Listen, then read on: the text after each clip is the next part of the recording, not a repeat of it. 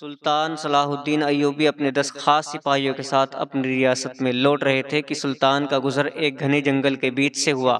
سلطان صلاح الدین تیز رفتاری کے ساتھ اپنے سپاہیوں کے ساتھ گھوڑے پر آ رہے تھے کہ اچانک سلطان کی نظر ایک غار پر پڑی اور اس کو دیکھ کر سلطان غصے سے لال ہو گئے۔ سلطان کے چہرے کو دیکھ کر سپاہیوں کے رنگ بھی بدل گئے اور وہ سوچنے لگے کہ کیا آخر سلطان صلاح الدین ایوبی نے ایسا کیا دیکھ لیا کہ وہ اتنا زیادہ غصہ ہو گئے۔ پھر ایک سپاہی نے کہا، سلطان معظم، ایسی کیا بات ہے جو آپ کو اتنا پریشان کر رہی ہے؟ تو سلطان صلاح الدین ایوبی نے کہا کہ وہ سامنے دیکھو۔ جب سپاہیوں نے دیکھا تو سامنے ایک غار نظر آ رہا تھا۔ سلطان نے کہا کہ اس میں ایک عورت ریچھ کو پکڑ کر غار کے اندر لے گئی، اور اس کا مطلب تو جانتے ہو۔ یہ سن کر تمام سپاہی شرم سے سر جھکا کر کھڑے ہو گئے۔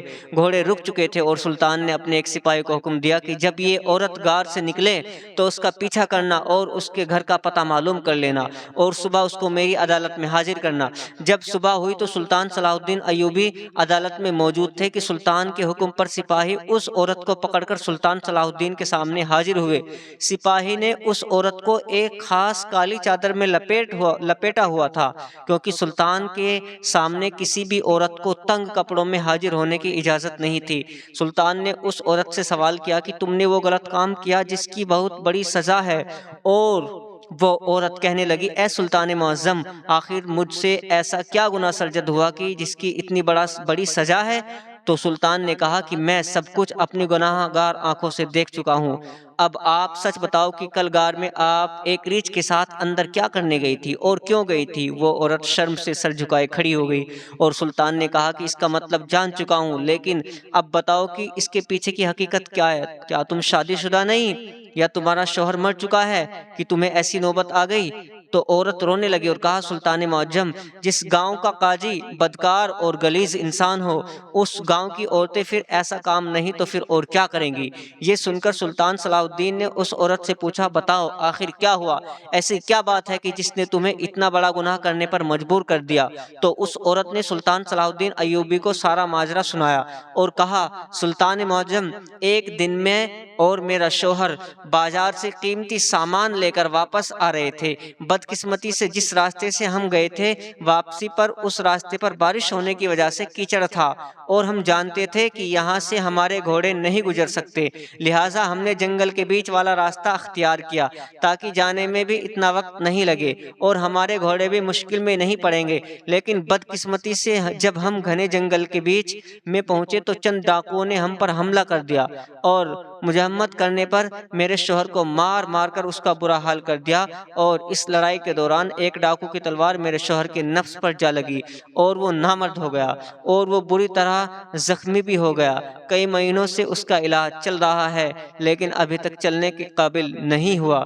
میں انصاف لینے کے لیے قاضی صاحب کے پاس گئی، کیونکہ وہ کوئی عام ڈاکو نہیں ہے، ہمارے علاقے کے مشہور ترین ڈاکو ہیں۔ انصاف لینے کے لیے اپنا مقدمہ لے کر گئی تو الٹا قاضی صاحب میرے جسم کو بھیڑ کی طرح دیکھنے لگا۔ مجھے معلوم ہو گیا کہ اگر قاضی سے انصاف لینا ہے تو پہلے قاضی کے بستر کو گرم کرنا پڑے گا۔ یہ سن کر سلطان صلاح الدین ایوبی کی نظریں جھک گئی، اور سلطان نے اسی وقت ایک سپاہی کو بھیجا اور کہا کہ اس عورت کے گھر جاؤ اور معلوم کرو کہ واقعی عورت سچ کہہ رہی ہے۔ سلطان کا سپاہی چند لمحوں میں وہاں پہنچ گیا اور آ کر سلطان کو بتایا کہ اس عورت کی ایک ایک بات درست ہے، اس کے شوہر کی حالت بہت بری ہو چکی ہے، اور شاہی حکیم نے بھی اس کا معائنہ کیا تو بتایا کہ وہ اب بالکل نامرد ہو چکا ہے۔ یہ سن کر سلطان نے اپنے سپاہی کو حکم دیا کہ جاؤ اور اس گاؤں کے قاضی اور ڈاکوؤں کو گھسیٹتے ہوئے میرے پاس لے کر حاضر کرو۔ چند گھنٹوں میں سلطان نے دیکھا کہ سپاہی قاضی اور 3 آدمیوں کو گھسیٹتے ہوئے لے کر آ رہے ہیں۔ پھر قاضی صاحب کو سلطان کے سامنے حاضر کیا گیا تو قاضی صاحب نے سلطان کے سامنے اپنے گناہگار ہونے کا اقرار کر لیا۔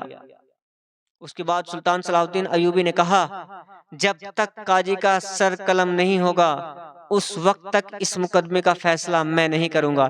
اس قاضی کا سر قلم کرنے کے بعد سلطان نے اس قاضی کے سر کو اپنی تلوار کی نوک پر بلند کرتے ہوئے کہا، اگر تمہیں زمین کے منصب سے انصاف نہیں ملا تو تم اوپر والے سے انصافی مانگتی۔ یا تم مقدمہ لے کر میرے پاس آ سکتی تھی؟ کیا تجھے معلوم نہیں کہ سلطان صلاح الدین کی عدالت میں اللہ کے حکم سے آج تک کوئی بھی حاجت مند بغیر اپنی حاجت پوری کیے نہیں گیا؟ تو اس عورت نے کہا، سلطان، میں اکیلی تھی اور مجھ میں اتنی ہمت نہیں بچی تھی کہ میں کسی کے پاس انصاف لینے کے لیے جاؤں، اور آپ جانتے ہیں کہ ایک نوجوان عورت بغیر شوہر کے کیسے رہ سکتی ہے، اور اس لیے میں یہ گناہ سرجت کرنے پر مجبور ہو گئی، لیکن اس میں مجھے یہ شرم نہیں کہ میں قاضی کا بستر گرم کرنے سے بہتر ہے کہ ایک جانور کے ساتھ اپنی ہوس مٹائی جائے۔ قیامت کے دن میں اپنے اللہ کے سامنے کسی غیر مرد کے ساتھ زنا کرنے کی وجہ سے نہیں پکڑی جاؤں گی۔ یہ سن کر سلطان صلاح الدین ایوبی نے کہا، یہ جرم بھی بہت بڑا جرم ہے، جس نے تمہارے ساتھ زیادتی کی، ناانصافی کی، وہ اپنے انجام کو پہنچ گیا، لہٰذا تمہیں بھی اپنی سزا بھگتنی پڑے گی۔